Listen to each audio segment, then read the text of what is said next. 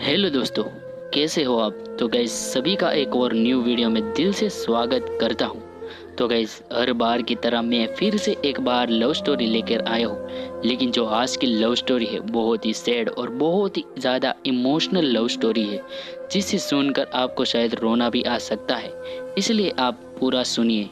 तो गाइस आज की कहानी की शुरुआत करते हैं। सैड लव स्टोरी आपने बहुत पढ़ी होगी, इसलिए आज मैं भी आपके लिए लेकर आया हूँ एक इमोशनल लव स्टोरी, जिसे पढ़ने के बाद शायद आपकी भी पुरानी यादें ताज़े हो जाए।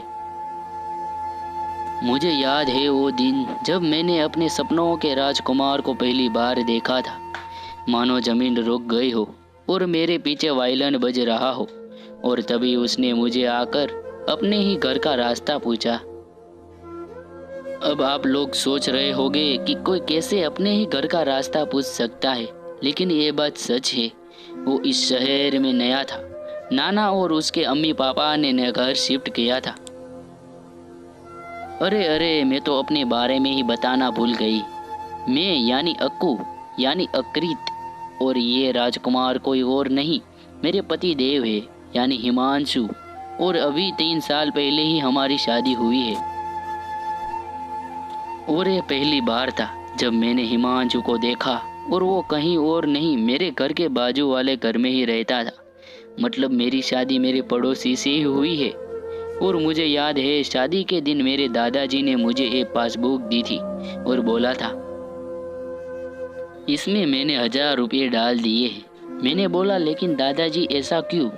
दादाजी ने मुस्कुराकर बोला कि ये मेरी रानी, ये पैसे नहीं है, ये एक जिंदगी की किताब है। हिमांशु और मैंने एक साथ बोला, किताब मतलब।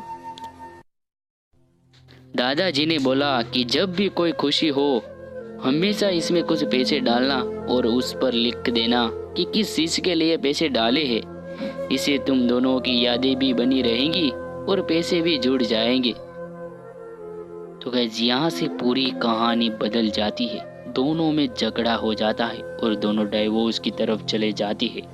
और आगे क्या होता है वो आगे हम देखते हैं। तो स्टार्ट करते हैं। लेकिन अब सब कुछ बदल गया। मैं और हिमांशु डाइवोर्स के लिए अप्लाई कर चुके हैं और हमें 6 महीने का समय मिला है। आज मैं हिमांशु को बोलूँगी कि इस अकाउंट को बंद करके सारे पैसे निकाल लाए।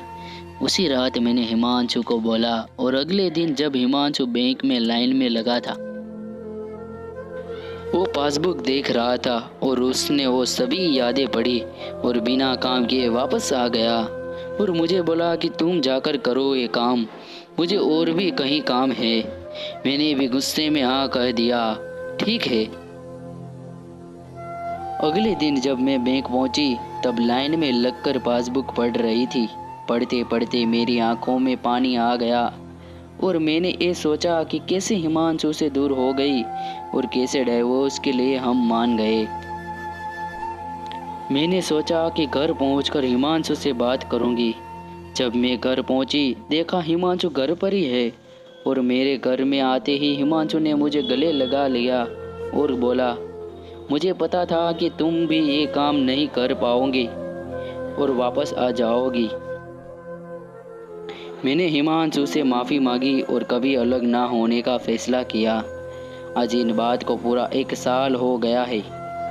लड़ाइयाँ किसी में नहीं होती है, बात यह है कि उन सभी बातों को भूल के आगे निकल जाने की।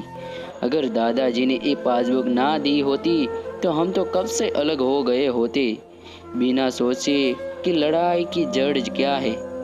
हम अपने सभी अच्छे पल को भूल जाते हैं, लेकिन अब हम साथ हैं। तो गाइस वीडियो पसंद आई हो लाइक ज़रूर से कर देना, चैनल को भी सब्सक्राइब ज़रूर से कर देना। मिलते हैं ऐसी एक कहानी के साथ।